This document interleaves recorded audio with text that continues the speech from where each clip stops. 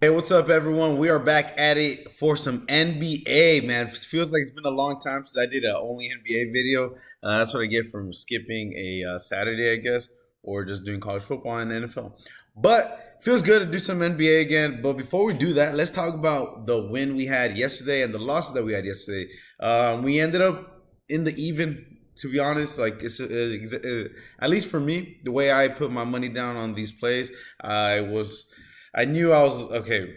I had a feeling. I had a really good feeling about the NBA play, but then I had a good feeling about the two-man NFL play. And then I said, okay, if I hit one of those two, it's gonna even me out for the day. But I still give myself a chance to throw down $100 to win $1,000, and that's the mindset and the game plan that I went with. So you can see here, I took Killian Haynes less than 2.5 rebounds and Daniel Gafford over 16 and a half PRA. So the reason why I took Hayes over under 2.5 rebounds because in the last what in the last five he was averaging 3 rebounds, right? And he was going up against Denver. Obviously, Denver's a really good defense, really good defensive team as well. And I just did not see him getting more than 2.5 rebounds. I think the line was a little inflated because he normally gets one, maybe two rebounds. So for him to be at 2.5, it just looked like a trap to me. Yeah, I did not. Yeah, I mean that was a pretty awesome win. It was pretty easy there. He got zero goose egg rebounds there, and then Gafford he kind of went off. I mean, he did go off. He got 22, way over 5 points over his projection, which is badass. That's what we want to see. We don't want to stress about that. I think he had nine by the time it was the. He had nine PRA by the time it was the end of the first half. So every time they reach 50% or more before the first half ends, I always feel really confident about that. And man, we almost hit another two man. Man. DeAndre Swift could have just grabbed two more rush attempts, and then Rasheed Rice was 2 yards away. Two rush attempts away from 2 rush attempts and 2 yards away from another $150 win. It sucks, man. Yeah, Rasheed Rice was not. He got one pass in the first half, and then started getting looked at again in the second half. I think because the Eagles took forever to get going. Man, oh man, it was a lot. It was a lot slower game than I anticipated. If you took the under and everything, you probably did good. But man, that was tough. I mean, 2 yards away, and then DeAndre Swift, even when they were trying to bring down the clock, they decided to just give it to Jalen Hurts to run it. Why? Why would you risk your court? Some of this shit's dumb. I mean, I get it. There's Chris Jones down the middle, and you're just like Jalen Hurts. You're 6 foot 4 or 5, whatever it may be, right? Go down the sideline, go down the side, and then go down to run the clock. But why risk your quarterback, right? Just give it to DeAndre Swift, run down the middle, and then you'll get two, maybe 1 to 3 yards, maybe out of it, because they're obviously playing to stop the run at that point. But they were not. They did, I think, two or three back-to-back runs with Jalen Hurts, and it was the most frustrating thing to watch because I was like, okay, if we get to garbage time in terms of all right, the Eagles are going to be up. This is why I did it, right? I was like, okay, if the Eagles are up at some point, they're going to try to maintain that lead, play conservative, and just try to run the ball. When they finally got the lead, they did that. But then they started bringing in Gainwell. Then they started just running it with Jalen Hurts. And then Rice, I mean, Watson was the number one target in that offense yesterday. He got so many receptions. I think they're trying. Sounds like Kelsey's on his way out, and it sounds like Watson. They're trying to bring up his confidence, and get that connection with Patrick Mahomes while they have Kelsey and kind of maybe a mentorship kind of thing. So that was going on, and yeah, man, that didn't hit. And then we also didn't hit this four man over here. Hurts, Mahomes, Brown, and Rice. Like I said, if you went under on all of them, you did amazing. It just sucks, man. I did not expect this all to go under. That was, I mean, they both ended the first half with under 100 receiving yards. As soon as I saw that, I knew it was not going to hit. I mean, it can happen, but it's unrealistic to think they're both going to go for 200 plus yards in the second half. It sucks. It is what it is. We essentially cut even for the day because if you can see here, I invested 100, invested 50, and then I won 150, put me at even there. So it is what it is. We ended the day with some money still to play for today, right? I mean, we didn't completely lose everything, but we went 1 for 3. We, of course, want to do better, and I was really aiming and hoping for that one. But nonetheless, let's talk about the NBA's plays that I have for y'all today. We are taking, so we are taking DeJounte Murray under 20 and a half points, Shaden Sharp under 27 and a half PRA, and Anthony Davis over 15 and a half rebounds and assists.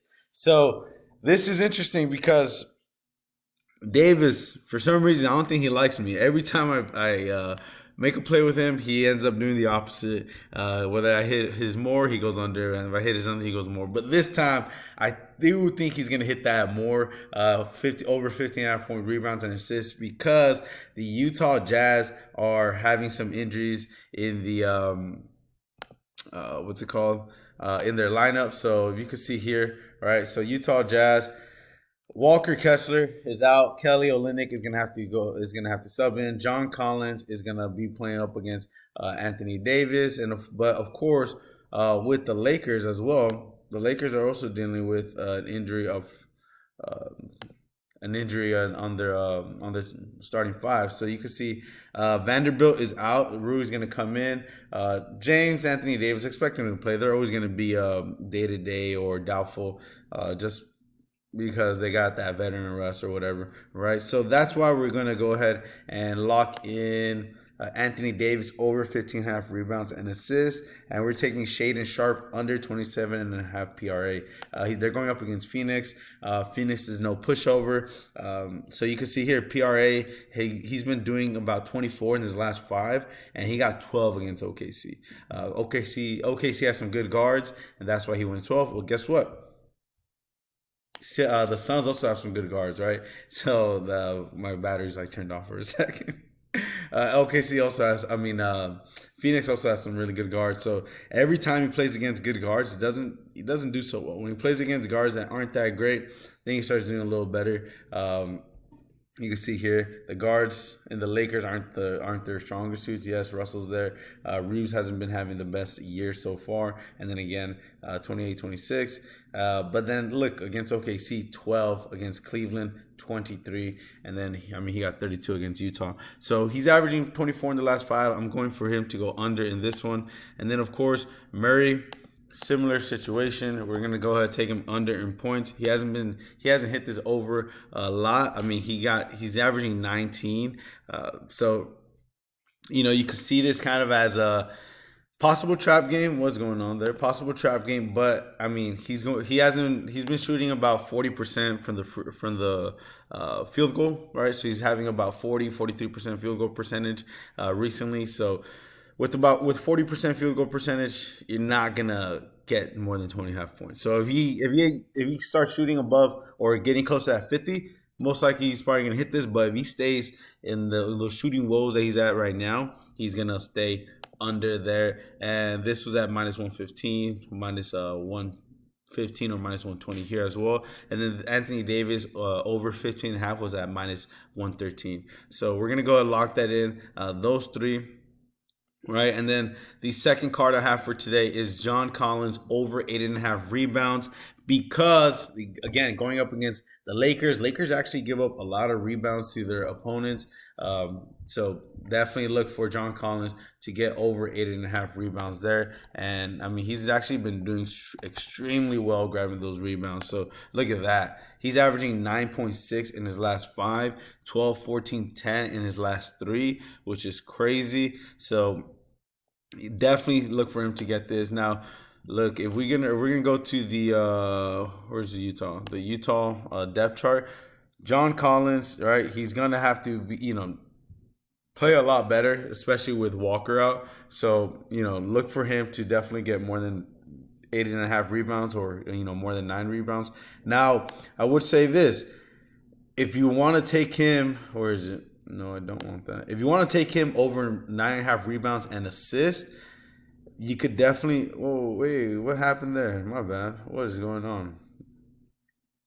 Ah, I see why I'm a fool. All right, there you go. So there's a reason why I got confused because John Collins is also over 9.5 rebounds and assists. If you want to take him over 9.5 rebounds and assists, I wouldn't be mad at you because like he got 12, 15, and 12 at 3 and 10 against so doing pretty good. He's averaging 10.4 there. So look, he just regardless which one you take, it's not going to be a bad take. The only reason why I'm not going to take the over 9.5 rebounds and assists, because all the sports books have him projected at minus 200 plus assists, right? Minus 200 plus minus it was under 2.5. So they expect him to get less than 2.5 rebounds. So, or was it 1.5, something like that, right? Under 2.5.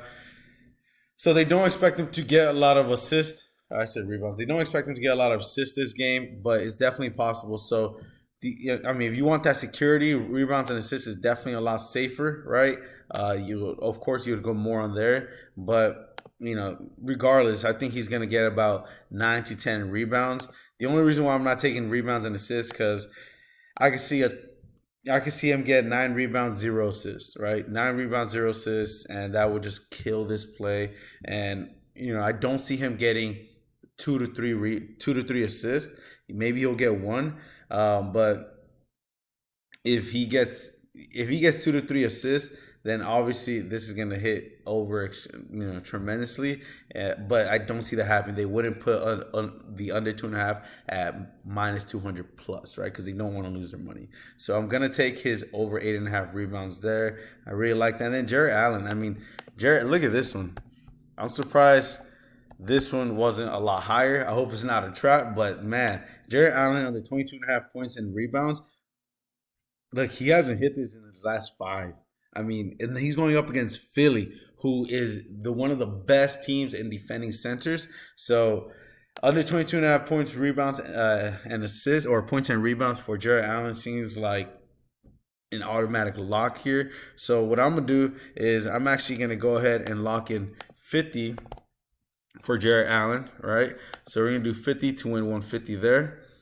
So more over 8.5 rebounds, under 22.5 points and points and rebounds. Joel Embiid is gonna have something to say about those 22.5. So lock that in right there. And then we're gonna go ahead and lock this in. I'm not gonna put 50 there because it is a 3-man, right?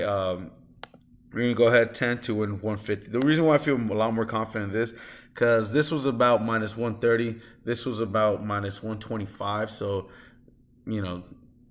I don't need to say much there. So definitely. Oh, I think my video froze, by the way.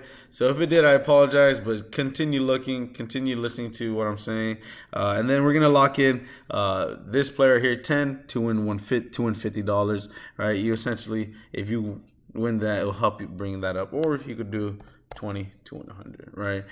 You know what? I actually like that 20 to win 100. I'm gonna go ahead and do that because I'm a crazy ass.